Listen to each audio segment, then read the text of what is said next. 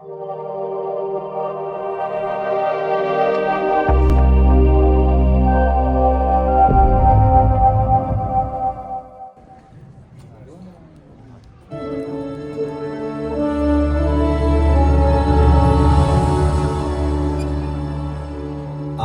വചനമുണ്ടായിരുന്നു, വചനം ദൈവത്തോടൊപ്പമായിരുന്നു, വചനം ദൈവമായിരുന്നു. സെയിന്റ് മേരീസ് ദേവാലയം അവതരിപ്പിക്കുന്നു torch bearers of word of God.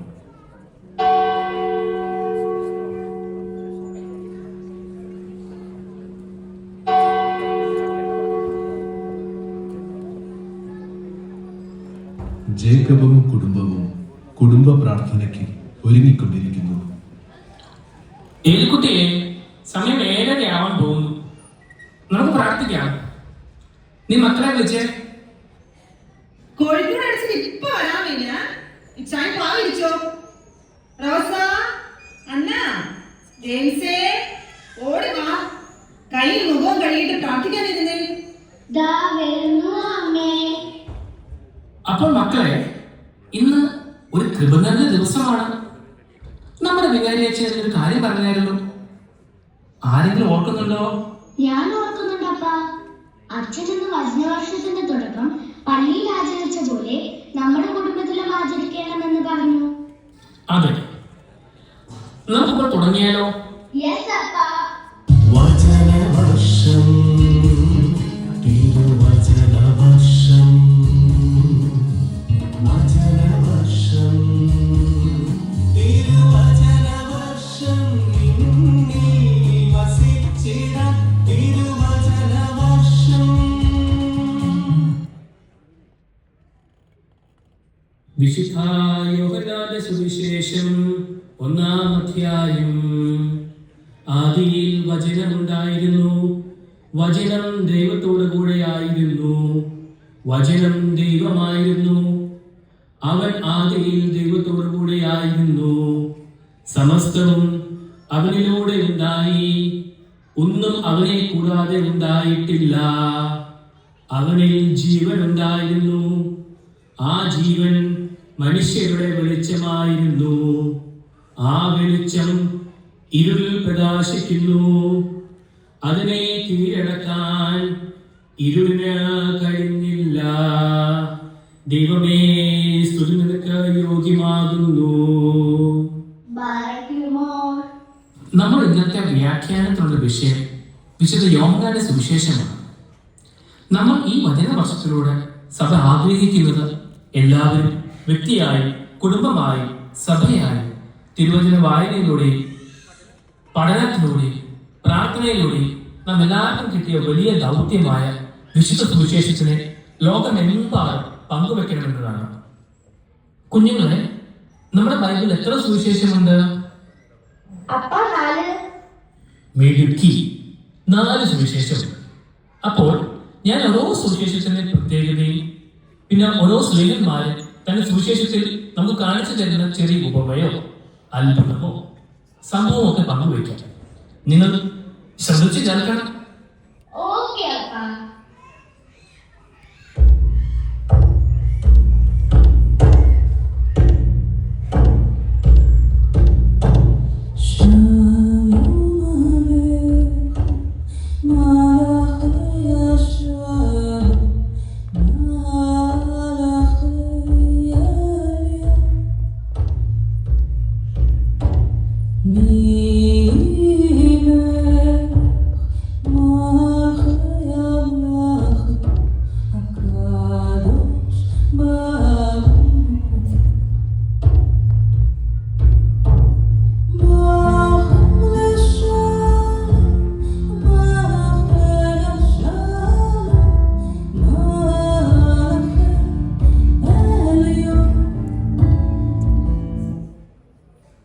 ആദ്യത്തെ സുവിശേഷം വിശുദ്ധ മത്തായിയുടെ സുവിശേഷമാണ്.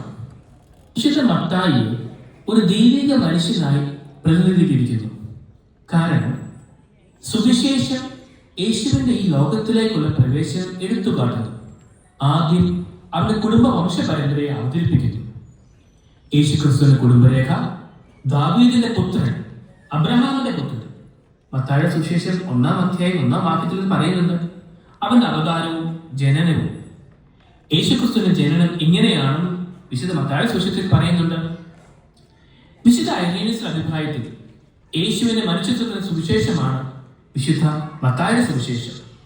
അതുകൊണ്ടാണ് വിനീതനും സൗമ്യനുമായ ഒരു മനുഷ്യന്റെ സ്വഭാവം സുവിശേഷത്തിൽ ഉടനീളം കാണുന്നത്.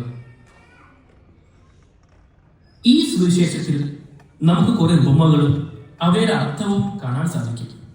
അതിലെ വചനത്തെ ആസ്പദമാക്കിയ ഒരു ഉപമയാണ് വിതക്കാരൻ ഉപമ. വിതക്കാരൻ വിതയ്ക്കാൻ പുറപ്പെട്ടു. അവൻ വിതച്ചപ്പോൾ വിത്തുകളിൽ കുറെ വഴിയരികൾ വീണു. പക്ഷികൾ വന്ന് തിന്നു. ചിലത് മണ്ണ് അധികമല്ലാത്ത പാറമേൽ വീണു. മണ്ണിന് ആഴമില്ലാതിരുന്നാൽ അത് പെട്ടെന്ന് മുളച്ചു പൊങ്ങി. പക്ഷെ സൂര്യൻ ഉദിച്ചപ്പോൾ അത് വെയിലേറ്റ് വാടുകയും വെയിലില്ലാത്തതിനാൽ കരിഞ്ഞു പോവുകയും ചെയ്തു. വേറെ ചിലത് മുൾച്ചെടികൾക്കിടയിൽ വീണു. മുൾച്ചെടികൾ വളർന്ന് അതിന് ഞെരുക്കിക്കളഞ്ഞു. മറ്റു ചിലത് നല്ല നിലത്ത് വീണു. അത് 100 മേനിയും 60 മേനിയും 30 മേനിയും വിളവ് നൽകി.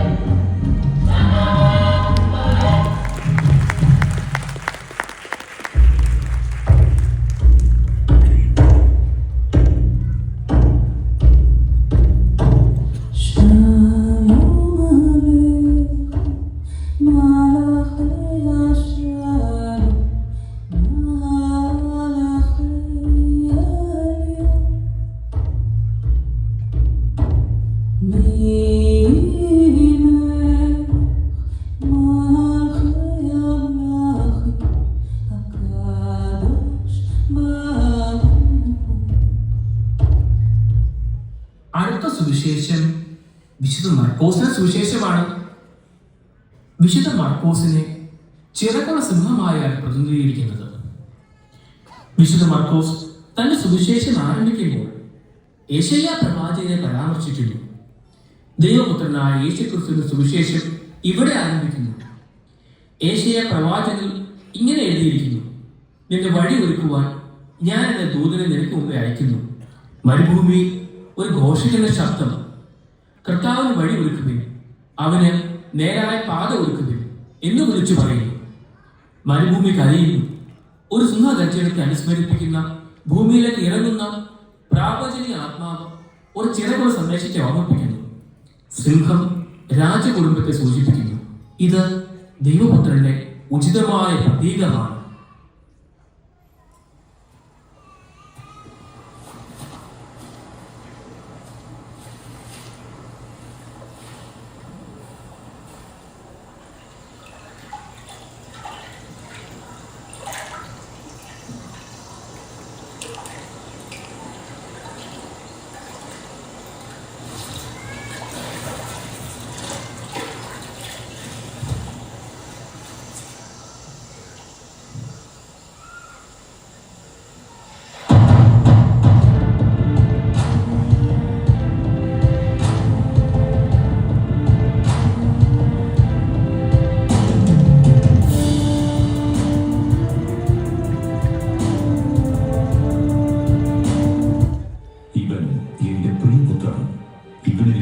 പ്രസാദിച്ചിരിക്കുന്നു. ഈ സുവിശേഷത്തിൽ നമ്മുടെ യേശുവിന്റെ മാമോദിസ നല്ല ഭംഗിയായി വ്യാഖ്യാനിച്ചിട്ടുണ്ട്. സ്നാപക യോഹന്നാനും യേശുവും സ്വർഗവും ഒന്നായിട്ട് പരിശുദ്ധാത്മാവ് പ്രാവിന്റെ രൂപത്തിൽ ഈശോയുടെ മേൽ ആവസിക്കുന്നത് നമുക്കിവിടെ കാണാൻ കഴിയും.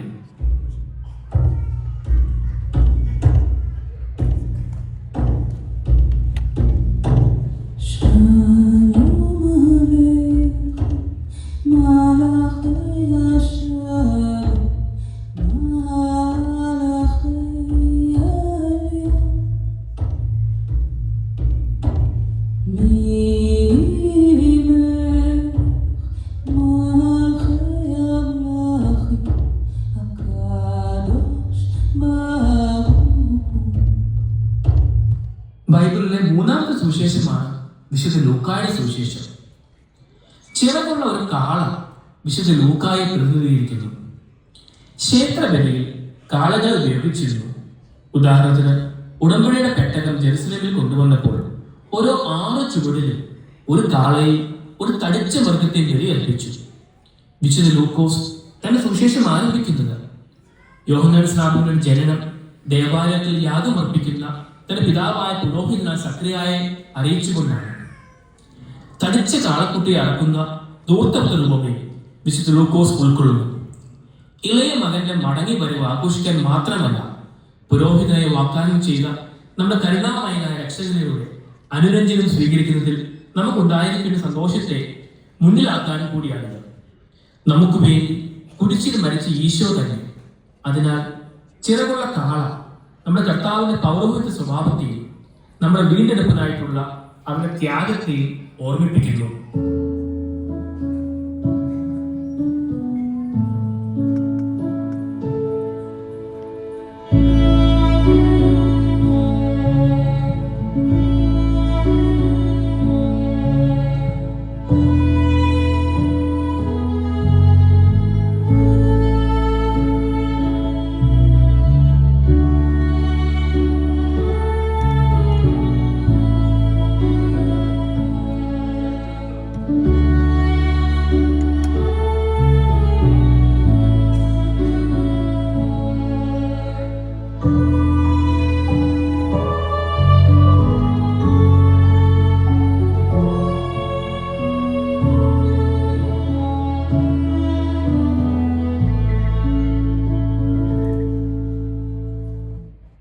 ലൂക്കായുടെ സുവിശേഷത്തിൽ നമ്മുടെ രക്ഷകന്റെ ജനനം നല്ല ഭംഗിയായി കാണിച്ചിട്ടുണ്ട്. ഈശോ കാലിത്തൊഴുത്തിലാണ് ജനിച്ചത്. എളിമയുടെയും താഴ്മയുടെയും സന്ദേശമാണ് നാം എല്ലാവർക്കും ഇവിടെ കാണിച്ചു തരുന്നത്. പരിശുദ്ധ അമ്മയ്ക്ക് ഗബ്രിയേൽ മാലാഖ ഒരു സദ്വാർത്ത ഉണ്ട് എന്നല്ലേ പറഞ്ഞത്? അതിന്റെ അർത്ഥം എന്താണ്? ഇംഗ്ലീഷില് ഗുഡ് ന്യൂസ് എന്നാണ്. ഈ സദ്വാർത്ത ലോകമെമ്പാടും പ്രചരിപ്പിക്കാൻ നമ്മളൊക്കെ വിളിക്കപ്പെട്ടവരാണ്. അതാണ് ക്രിസ്മസിന്റെ ഏറ്റവും വലിയ സന്ദേശം. നമ്മൾ നോമ്പെടുത്തും കരോൾ പാടി സന്തോഷം പങ്കുവെക്കുന്നത് നമുക്ക് കിട്ടിയ ആ ഗുഡ് ന്യൂസ്, ആ സദ്വാർത്തയാണ് ഈ ലോകം മുഴുവൻ അറിയിക്കാൻ വേണ്ടിയാണ്. റോസക്കുട്ടി, നീ ഉറങ്ങുവാണോ? അല്ല അപ്പ, ഇത് കേൾക്കാൻ എന്ത് രസമാണ്, ശരിക്കും രസകരം. യെസ് അപ്പ, ഇത് സൂപ്പർ ആണ് കേൾക്കാൻ.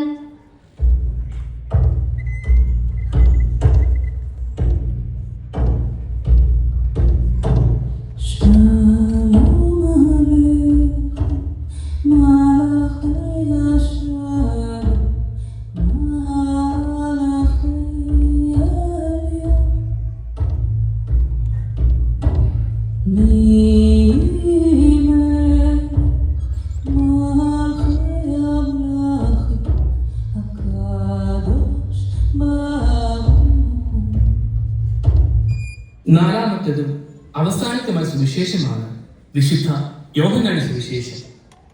ഉയരുന്ന കഴുകനായിട്ടാണ് വിശുദ്ധ യോഹന്നാനെ ബൈബിളിൽ അവതരിപ്പിക്കുന്നത്. സുവിശേഷം ഉയർന്ന ആമുഖത്തോട് ആരംഭിക്കുകയും ദൈവത്തിന്റെ രഹസ്യങ്ങൾ, പിതാവും പുത്രനും തമ്മിലുള്ള ബന്ധം, മനുഷ്യാവതാരം എന്നിവയെ ഏറ്റവും ആഴത്തിൽ പറയുന്നു. ആദിയിൽ വചനമുണ്ടായിരുന്നു, വചനം ദൈവത്തോടുകൂടിയായിരുന്നു, വചനം ദൈവമായിരുന്നു, അവൻ ആദിയിൽ ദൈവത്തോടുകൂടിയായിരുന്നു, സമസ്തവും അവനിലൂടെ ഉണ്ടായി, ഒന്നും അവനെ കൂടെ ഉണ്ടായിട്ടില്ല.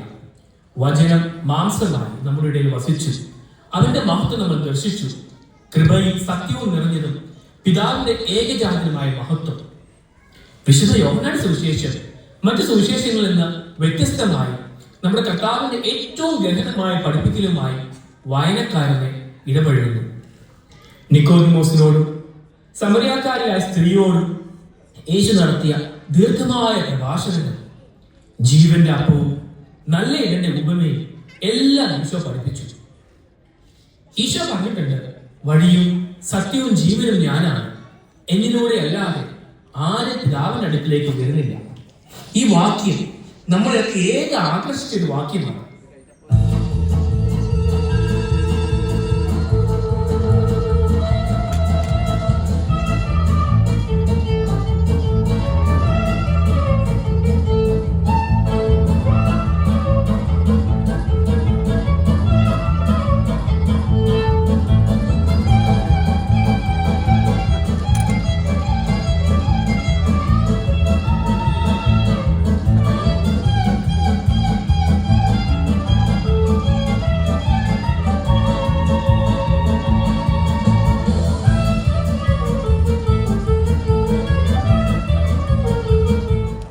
യോഹന്നാന്റെ സുവിശേഷത്തിൽ ഈശോ പ്രവർത്തിച്ച ആദ്യത്തെ അത്ഭുതം ഏതാണെന്ന് അറിയാമോ?